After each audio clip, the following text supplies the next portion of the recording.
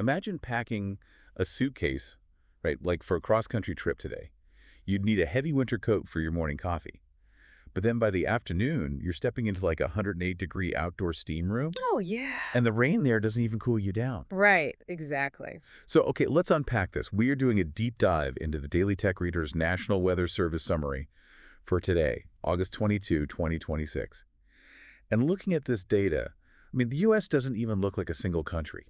No, it really doesn't. It's like a glitching simulation trying to run 5 completely different planets all at once. Yeah, the contrast is genuinely staggering when you look at it. But, rather than just reading a list of temperatures off a map, we really need to look at the mechanics driving this stuff. Because the engine for all this chaos, it starts in the desert Southwest. Yeah. So we have Phoenix hitting 113 degrees, and Yuma is peaking at a blistering 115. 115, wow. Yeah. And the NWS doesn't just call that a hot day, right? They slap this highly specific VRY HOT tag on those areas in the data. Right, VRY HOT. Like, what does that actually mean from a physics standpoint?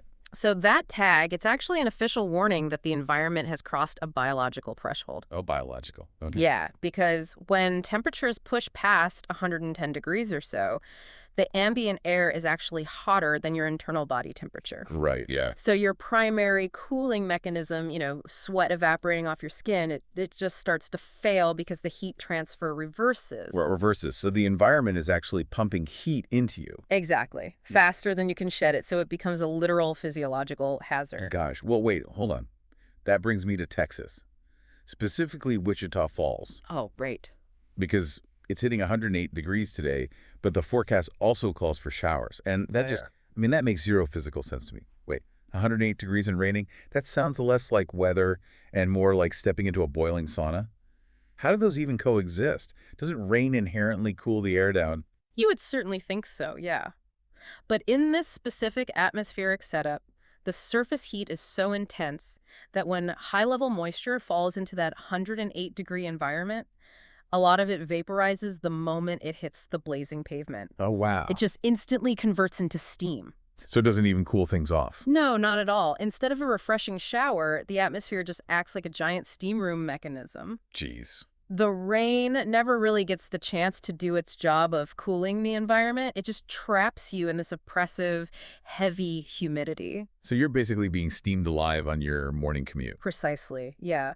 And, if we connect this to the bigger picture, all of that intense Western thermal energy doesn't just stay put. Right, it has to go somewhere. Exactly. It acts as a massive engine pushing atmospheric volatility toward the east. Okay. So that Western heat is colliding with moisture from the Atlantic and the Gulf, and it's creating an unbroken massive wall of thunderstorms blanketing the mid-Atlantic all the way down into Florida. And these are places like Washington, D.C. and Richmond and Buffalo. Yeah, you're right. Yep. Hovering around 79 to 82 degrees with storms. And then down south, Orlando and Miami are facing 94 to 95-degree thunderstorms, just getting hammered by volatile storms. Okay, but here's where it gets really interesting. Yeah. Because right in the middle of all this chaos, sandwiched between the western steam room and the eastern storm wall, there is this bizarre pocket of perfectly clear, scorching heat. Right. While the East Coast gets soaked, the Southeast is baking under pure, unfiltered sun. I mean, Jackson, Mississippi is hitting 100 degrees and Baton Rouge is at 99. Yeah, it's intense. Why is there a dry, clear bubble right next to a wall of water?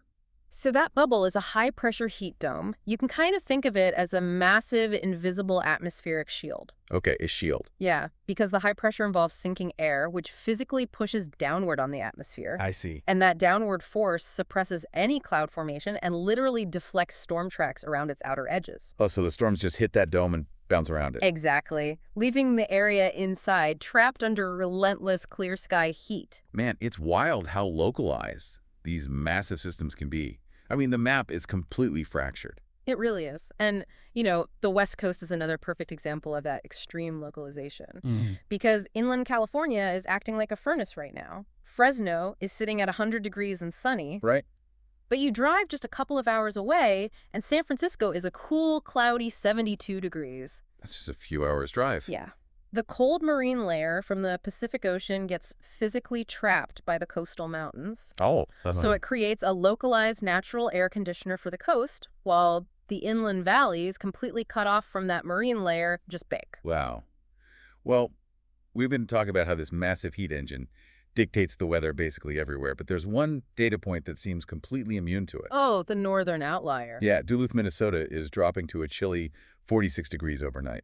46? 36 degrees Yeah. in late August. Yeah, it's really something. So what does this all mean? I mean, if you are a listener traveling or doing business across states today, packing for this map is going to give you severe whiplash. Absolutely. You literally need to pack a winter coat for Duluth and a heavy-duty umbrella for basically the entire eastern seaboard, and then shorts for the west. Right. It definitely forces a wardrobe rethink. And, this raises an important question, I think. Oh, yeah. Looking at this massive single-day spread across the country, I mean, from a scorching 115 degrees in Yuma causing biological hazards to a shivering 46 degrees in Duluth with half the map engulfed in thunderstorms. Yeah. It really forces us to wonder, does a statistically average national weather day actually exist?